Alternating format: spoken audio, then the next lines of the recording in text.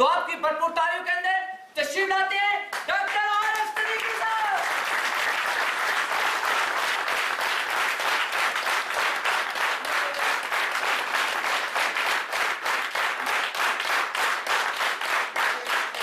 Thank you. अस्सलाम वालेकुम। बिस्मिल्लाहिर्रहमानिर्रहीम। रब्बि इश्रह ली सदरी व यस्सिर ली अमरी वाहलुल उक़दतम मिन लिसानी यफ़क़हू क़ौली। कैसे हैं आप लोग? देखिए हमारा आज का प्रोग्राम, आज का सेमिनार आर्ट ऑफ प्रोस्पेक्टिंग।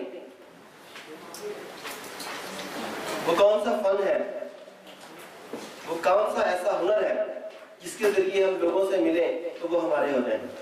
जो चीज हम उन्हें देना चाहें वो ले लें, जो चीज हम उन्हें समझाना चाहें उन्हें समझ आ जाए। हमारे जो लोग जिन्हें प्रेजेंटेशन देते हैं वापस चले जाते हैं, जिन्हें हमारी बात समझ में नहीं आती, ऐसा क्या हो कि उन्हें हमारी बात समझ आने लगती है। इस तमाम अमल को कहा जाता है आर्ट ऑफ प्रोस्पेक्टिंग। यही है जी? Yes sir. अगर ये सारा कुछ दुरुस्त है तो फिर आप लोगों ने प्रोस्पेक्टिंग की ट्रेनिंग पहले कभी ली है? अगर ये सब दुरुस्त है तो आपने क्यों नहीं पहले ट्रेनिंग ली? सेल्स के 7 बेसिक एलिमेंट्स हैं।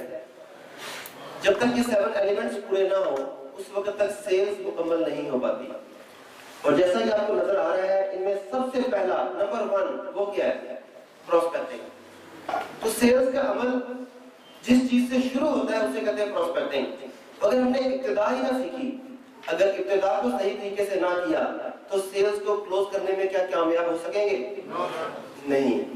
इसीलिए कहा जाता है कि prospecting is the life blood of your business. क्या खून के बगैर आप अपनी जिंदगी को रवा दवा रख सकते हैं? नहीं रख सकते। बिल्कुल इसी तरह प्रोस्पेक्टिंग के बगैर आप अपने बिजनेस को रवा दवा नहीं रख सकते। जब आदमी जवान होता है तो उसके जिस्म में जो खून है, उसकी जो गर्दिश है वो कुछ और तरह की होती है। जैसे जैसे आदमी बूढ़ा होने लगता है उसकी खून की गर्दिश में कमी आने, उसकी खून की हरारत में कमी आने लगती है। ऐसा ही है ना? तो ताजा, गर्म और जवान खून आपकी जवानी की अलामत है और थका थका ठंडा ठंडा खून आपके बुढ़ापे की अलामत है। ऐसा ही है ना? तो आपके बिजनेस में भी जब तक जवान यंग ब्लड ऐड नहीं किया जाएगा, बिजनेस जवान नहीं रहेगा, बिजनेस बूढ़ा हो जाएगा। और यंग ब्लड, नया खून क्या है? प्रोस्पेक्टिंग के जरिए आएगा ना वो। Yes sir. अपने बिजनेस को ताजा खून से, जवान खून से, हरारत से भरपूर खून से ऐड करने के लिए जरूरी है कि आप प्रोस्पेक्टिंग को अपनी लाइफ का हिस्सा बनाएं, तभी आपका बिजनेस चल पाएगा। अच्छा एक और बात बताएं, जो लोग मेरे सेमिनार रेगुलर अटेंड करते हैं उन्हें पता है कि मैं पढ़ाता नहीं हूँ, बताता नहीं हूँ, मैं गुफ्तगू करता हूँ और बल्कि मैं सवाल करता हूँ। अगर आप नहीं करेंगे तो मैं करूंगा। तो पहला सवाल मेरा आपसे ये है कि गिफ्ट लेना और देना कैसा लगता है? अच्छा लगता है। लेना अच्छा लगता है कि देना अच्छा लगता है? दोनों काम। गिफ्ट लेना भी अच्छा लगता है और गिफ्ट देना भी अच्छा लगता है। अच्छा, जब आप किसी को गिफ्ट देते हैं तो आपकी रिस्पेक्ट करता है कि आपको घूर घूर के देखता है? रिस्पेक्ट करता है। और जब कोई आपको गिफ्ट देता है तो आपके दिल में उसके लिए इज्जत, एहतराम और प्यार की जज्बात पैदा होते हैं या आपको शक दाखिल होता है? अच्छा, ये बड़ा अच्छा आदमी मुझे गिफ्ट दे रहा है। आप किसी को गिफ्ट देते हैं तो वो समझते हैं कि इस आदमी को मेरा कितना ख्याल है। तो गिफ्ट की वैल्यू है। अगर गिफ्ट की वैल्यू है तो जब आप प्रेजेंटेशन देते हैं, इस बात को ध्यान में रखिए कि your presentation should be like a present. और प्रेजेंट क्या है? A gift. प्रेजेंट है ना, लोगों का प्रेजेंटेशन देते हैं। तो जो आपकी प्रेजेंटेशन है ये प्रेजेंट की तरह होनी चाहिए, एक गिफ्ट की तरह होनी चाहिए, एक तोहफे की तरह होनी चाहिए। अदरवाइज लोग इसे रिजेक्ट कर देंगे। अब जो अपनी प्रेजेंटेशन तैयार करते हैं, वो प्रेजेंटेशन जो लोगों को देते हैं, वो स्क्रिप्ट जो आपने अपने क्लाइंट से मिलने के लिए लिखा है, जो उसके मौके पर आप डिलीवर करते हैं, क्या उसके लिए एक गिफ्ट है या नहीं? ये फैसला आपके पास है, आपके हाथ में है। आपको पता है कि आपकी प्रेजेंटेशन एक गिफ्ट की तरह रिसीव की जाती है या एक सजा की तरह। कुछ लोगों की प्रेजेंटेशन लोग सजा समझ के लेते हैं ना कि बैठे में फंस गए, अब क्या करूं। और कुछ की प्रेजेंटेशन के लिए लोग भागे भागे आते हैं कि क्या बात है, आज फलाने आदमी का लेक्चर है, फलाने की वर्कशॉप है, फलाने की प्रेजेंटेशन है, वो उसमें अपने सारे काम छोड़ के आते हैं। सिर्फ इस सूरत में अगर उसकी प्रेजेंटेशन उनके लिए गिफ्ट हो। तो आज के बाद आपकी प्रेजेंटेशन आपके क्लाइंट्स के लिए कैसी होगी? गिफ्ट। एक्सीलेंट। तो जब आप प्रेजेंटेशन देते हैं तो क्या उस प्रेजेंटेशन में आपकी फीलिंग्स का अच्छा होना जरूरी है कि नहीं? लेकिन होता ये है, ये आप सबको पता है कि फीलिंग्स का अच्छा होना अच्छी प्रेजेंटेशन के लिए जरूरी है। लेकिन जब आप सुबह का आगाज करते हैं, मैं फैक्ट्स के मुताबिक बता रहा हूँ, आप मुझे बताइएगा मैं ठीक कह रहा हूँ कि नहीं। मोस्टली ऐसा होता है कि आप निकले, 2 3 4 आदमियों से आप मिले, पहले आदमी ने कहा no I am not interested, आपका थोड़ा सा मोरल डाउन हो गया, सुबह ही बुरी हुई है, तो आगाज ही अच्छा नहीं हुआ। आप दूसरे आदमी से मिलते हैं जाके, वो सारी बात सुन के कहता है बात तो तुम्हारी ठीक है पर मेरे पास पैसे नहीं है। अब आप फिर कहते हैं पाकिस्तान में पैसे नहीं, किसी के पास मोरल डाउन हो गया। तीसरे के पास गए, उसे प्रेजेंटेशन दी, उसने कहा सारा फ्रॉड है, कैसी बातें कर रहे हो, आप बिल्कुल ही डाउन हो गए। अब जब चौथे के पास गए तो आपके हालात बदल चुके थे। सुबह आप ऐसे छाती लेके निकले थे प्रेजेंटेशन देने के लिए, करते करते करते करते करते वो ऐसे हो गए। ऐसा होता है? लेकिन अगर इसके वाइस वर्सा हो कि सुबह जिस पहले आदमी से मिले उसने अपनी प्रेजेंटेशन को एक्सेप्ट कर लिया, तो दूसरे आदमी से मिलते हुए छाती और चौड़ी नहीं हो जाती? अगर उसने भी एक्सेप्ट कर ली तो तीसरे से मिलते हुए तो आपको लगता है कि मैं पहाड़ डालूंगा, जो आदमी भी होगा वो मेरी बात मानेगा। ऐसा ही होगा ना? तो अगर आगाज नाकामी से हो तो आहिस्ता आहिस्ता आपका मोरल डाउन होता जाता है। अगर आगाज उसका अच्छा हो जाए तो आपका बाकी दिन भी अच्छा हो जाता है, क्यों नॉर्मली हम लोगों के साथ होता है। लेकिन कहा जाता है कि नेटवर्क मार्केटिंग में 80% नो है आम आदमी के लिए। अगर आप 10 आदमी को मिलते हैं तो उनमें से 8 आपको कहते हैं no I am not interested, तो फीलिंग्स तो डाउन हो गई ना, तो फिर अच्छी प्रेजेंटेशन कैसे देंगे? ये जानने के लिए एक SW प्रिंसिपल है, SW फार्मूला। ये 4 SW है। अगर आप इन 4 SWs को याद रखें तो आपकी फीलिंग्स हमेशा अप रहेंगी, किसी की नो आपको डिस्टर्ब नहीं करेगी। ये 4 SWs हैं। सम विल, पहला SW, S से सम, W से विल, सम विल। हमेशा जब भी आप किसी चीज की प्रेजेंटेशन देते हैं, किसी चीज को सेल करने की कोशिश करते हैं, किसी चीज की अहमियत का बताते हैं, किसी आदमी को अपने सिस्टम में लाना चाहते हैं, तो सम विल, उन लोगों में से कुछ लोग आपकी बात को समझेंगे और आपके साथ खड़े हो जाएंगे। ऐसे ही होगा ना? Some will. Second, some will not, कुछ करेंगे कुछ नहीं करेंगे।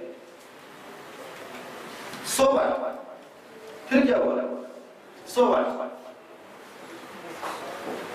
someone else is waiting. Last SW, someone else is waiting. तो याद रखें, some will not, so what, someone else is waiting. तो जिसने इनकार किया उसका रोना रोने की बजाय, अपने आप को डीमोटिवेट करने की बजाय उस आदमी की तरफ क्यों ना जाया जाए जो हमारा वेट कर रहा है।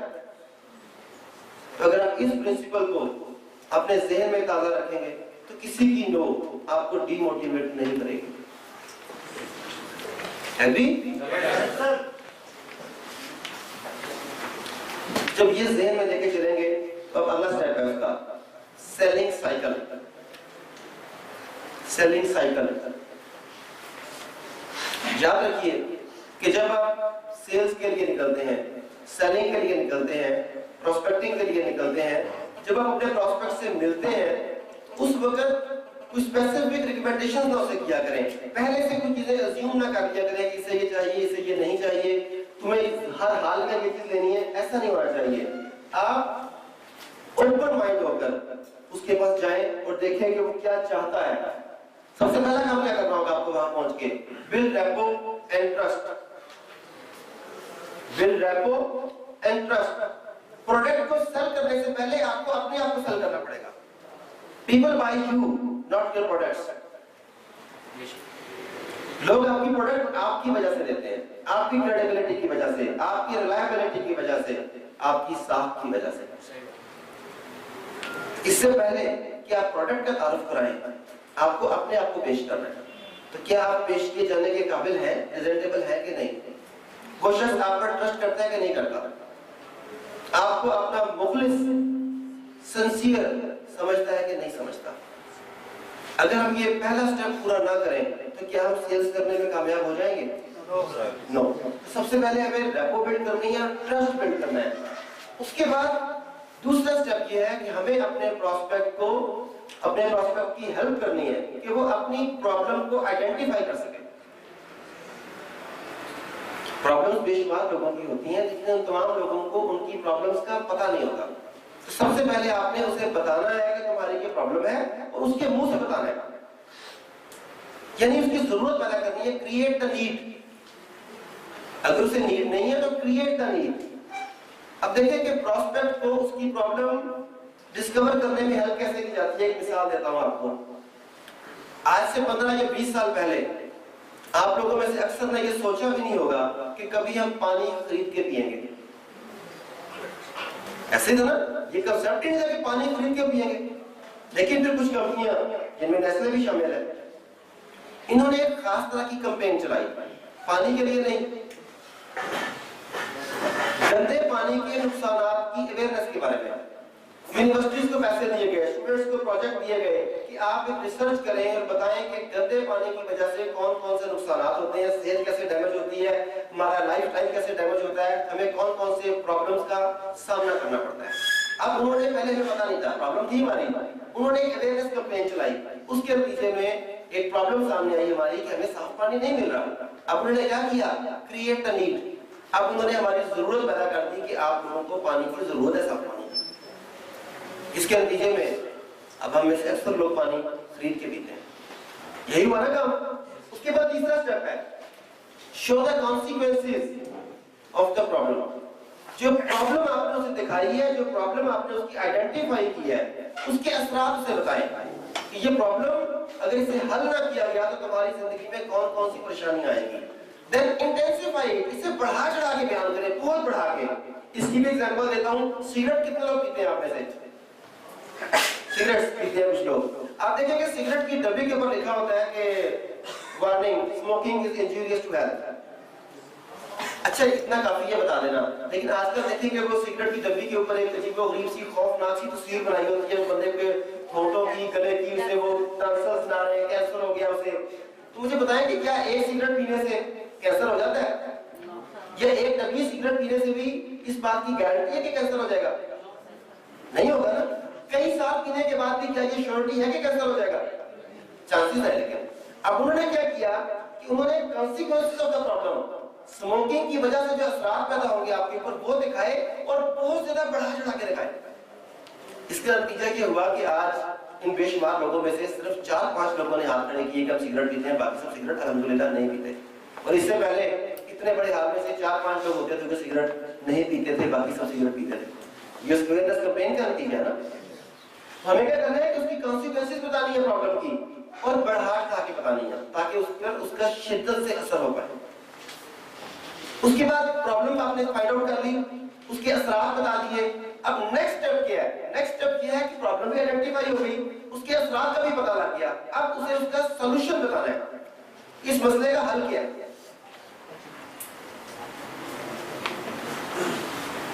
अब उसे बताते हैं आपके इस मसले का हल क्या है।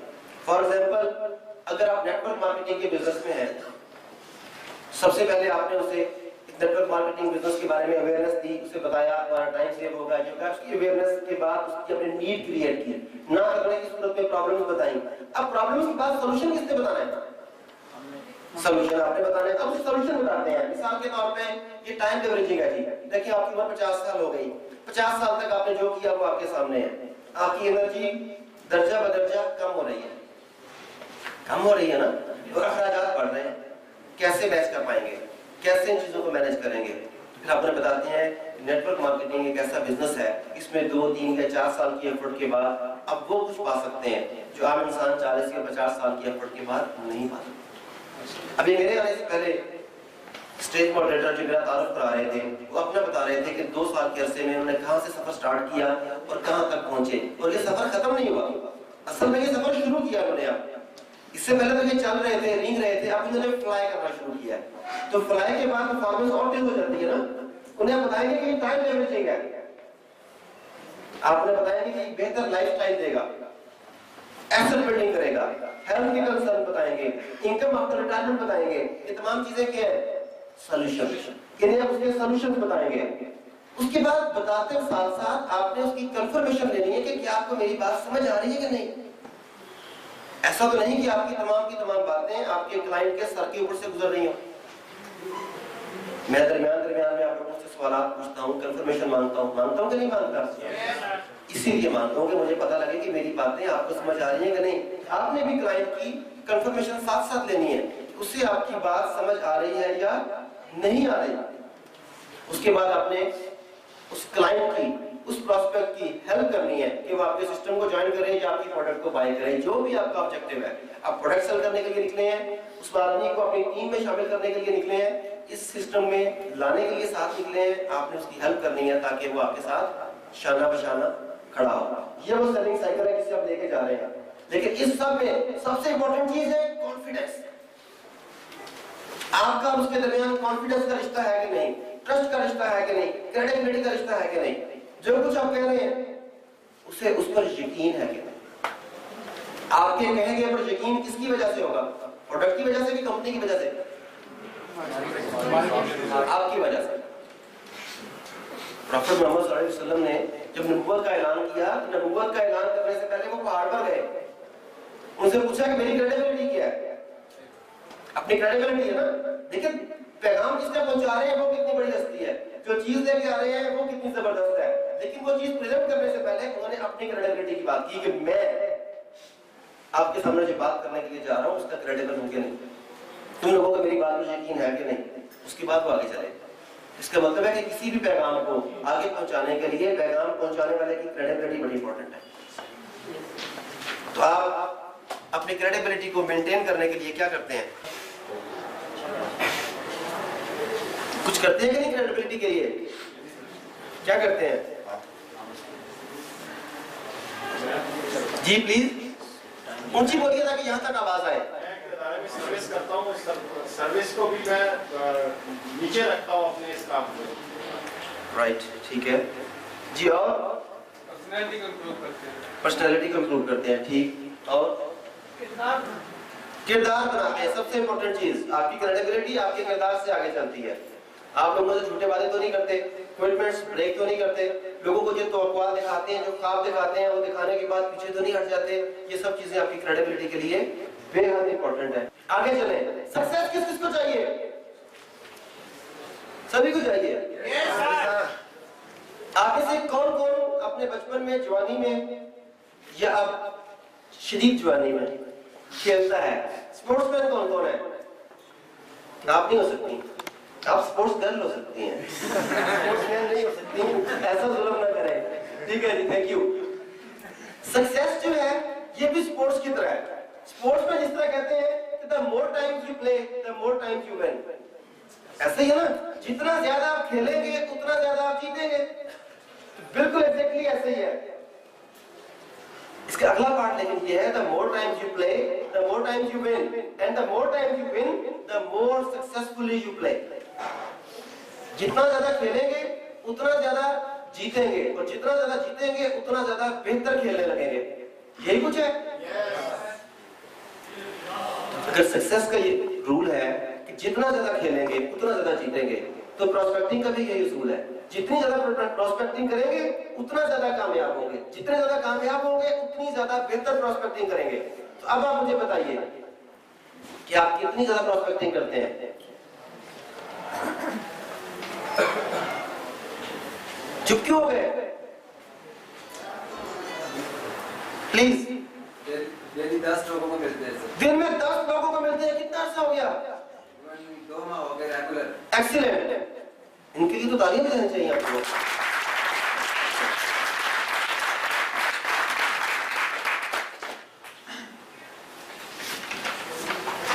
अब अगर सक्सेस का ये रूल है कि the more times you play the more times you win and the more times you win the more successfully you play, इसका अगला स्टेप ये है, लॉ ऑफ कॉन्सिक्वेंस ये कहता है कि the consequence of asking more people to join you is that more people will join you.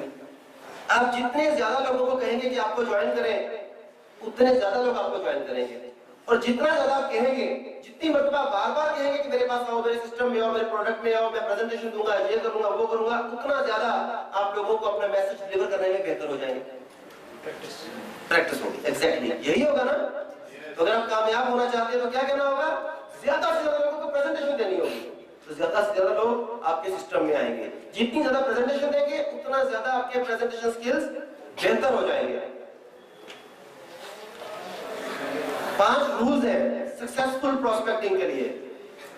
अगर आप सक्सेसफुल प्रोस्पेक्टिंग करना चाहते हैं, इसके 5 रूल्स हैं। इन 5 रूल्स को फॉलो करने की सूरत में आपको कामयाबी से कोई नहीं रोक सकता। 5 रूल्स 5 मूल्यों पे आप याद कर सकते हैं। रेडी है? रूल नंबर 1, सी मोर पीपल।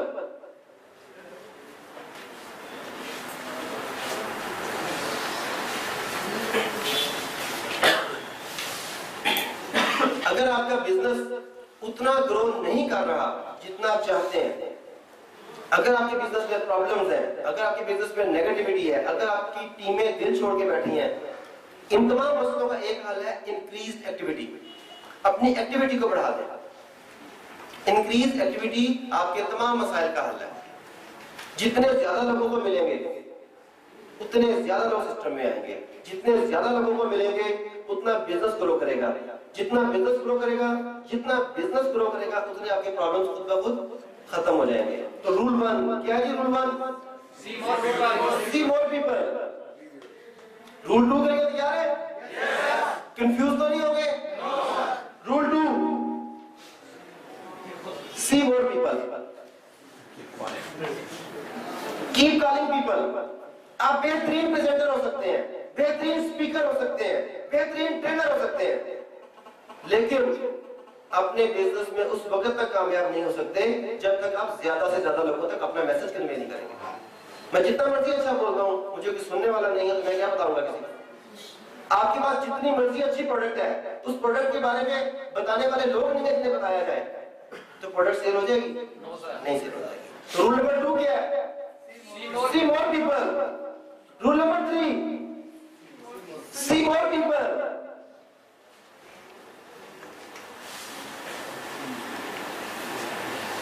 बेशुमार लोग कहते हैं कि मैं इसलिए फ्लॉप हो गया, मैं इसलिए नाकाम हो गया कि मैं प्रॉस्पेक्ट्स को अपनी बात समझा नहीं पाता। मैं प्रेजेंटेशन देता हूं, मैं उन्हें प्रोडक्ट के बारे में बताता हूं, सिस्टम के बारे में बताता हूं, लेकिन वो मेरी बात समझ नहीं पाते। ऐसी बातें सुनी आपने? ऐसा नहीं, एक्चुअली ऐसा नहीं है। लोग ऐसी बातें करते हैं पर फैक्ट ये नहीं है। उनकी नाकामी की वजह ये नहीं कि वो लोगों को कन्विंस नहीं कर पाए। उनकी नाकामी की असल वजह ये है कि वो बेशुमार प्रोस्पेक्ट्स को देख नहीं पाए। उनके आसपास जो बेशुमार लोग फिर रहे थे, जो उनके प्रोस्पेक्ट्स थे, वो इन्हें भी कह सकते थे, इन्हें भी कह सकते थे, इन्हें भी कह सकते थे, उन्होंने उन्हें इग्नोर कर दिया। तो नाकामी की वजह ये नहीं कि वो प्रोस्पेक्ट्स को उनकी बात समझते नहीं, नाकामी की वजह वो प्रोस्पेक्ट्स हैं जिन्हें आप देख नहीं पाते। जी, रूल 1 क्या हुआ? रूल 2, रूल 3, रूल 4 नहीं, ऐसा भी नहीं है। Rule 4 use law of averages. कानून लॉ ऑफ एवरेज, इसे इस्तेमाल करें। लॉ ऑफ एवरेज क्या कहता है कि अगर आप एक काम एक जैसे हालात में एक जैसे तरीके से करें तो वो हमेशा एक जैसा रिजल्ट देगा। ऐसा ही है ना? मिसाल के तौर पे इस्लामाबाद से लाहौर का डिस्टेंस कितना है? 5।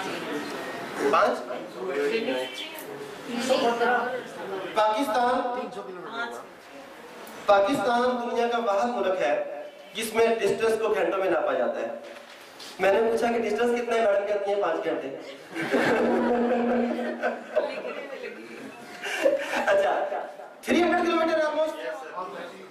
अच्छा, अब लॉ ऑफ एवरेज ये कहता है कि अगर आपके पास एक गाड़ी है, उसकी एक जैसी कंडीशन है, आप एक जैसे रूट से जाते हैं, उसमें ट्रैफिक प्रॉब्लम जिस तरह थे हमेशा वही रहते हैं, तो एक जैसे हालात में, एक जैसी स्पीड में, एक ही गाड़ी पर, एक ही रास्ते पे अगर आप लाहौर जाते हैं तो आपको लगभग एक कितना टाइम लगेगा हमेशा? यही है ना लॉ ऑफ एवरेज कहता है। अगर हालात बदल जाएंगे तो रिजल्ट भी बदल जाएगा। तो लॉ ऑफ एवरेज जिंदगी की हर पहलू में अप्लाई करता है। आप जिस तरह के एफर्ट्स कर रहे हैं उसका हमेशा वही रिजल्ट निकलेगा। इसी तरीके से प्रोस्पेक्टिंग में भी आपकी एवरेजेस है। आमतौर पे आपने पढ़ा होगा, आपको आपके सीनियर्स ने शायद बताया हो कि नेटवर्क मार्केटिंग में आमतौर पे 80% लोग आपको रिजेक्ट करते हैं, कहते हैं no, I am not interested. ऐसे ही है ना? तो लॉ ऑफ एवरेजेस क्या कहता है फिर कि हर 100 में से 20 लोग आपको ज्वाइन करेंगे। अगर आप लॉ ऑफ एवरेजेस को यूज कर रहे हैं, अगर आप लॉ ऑफ एवरेजेस को इस्तेमाल करते हैं, इसे अपने ज़हन में रखते हैं, तो वो 8 आदमी जिन्होंने आपको नो की वो आपको डिमोटिवेट नहीं कर सकते, क्योंकि आपको लॉ ऑफ एवरेजेस के मुताबिक पता है कि अगले 9वें और 10वें ने मुझे यस करनी है, क्योंकि हर 10 में से 2 ने यस करनी है ना। तो अगर मुसलसल 8 लोगों ने भी नो की तो डिमोटिवेट नहीं होंगे।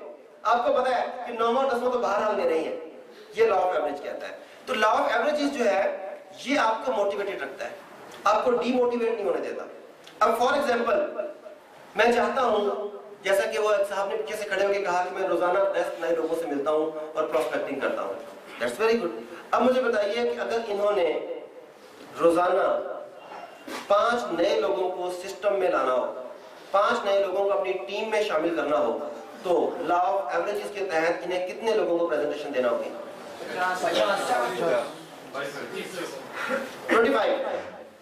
20% है ना, 20% फुल बनाया ना हमने, तो 20% के मुताबिक इन्हें 25 लोगों को प्रेजेंटेशन देनी है। अब इन्हें इससे गर्ज नहीं है कि पहले बंदे ने किया, कि दूसरे ने किया, कि तीसरे ने ज्वाइन किया है। इनका काम सिर्फ इतना है लॉ ऑफ एवरेजेस के मुताबिक कि 25 आदमियों को इकट्ठा करें, उन 25 आदमियों को प्रेजेंटेशन दें।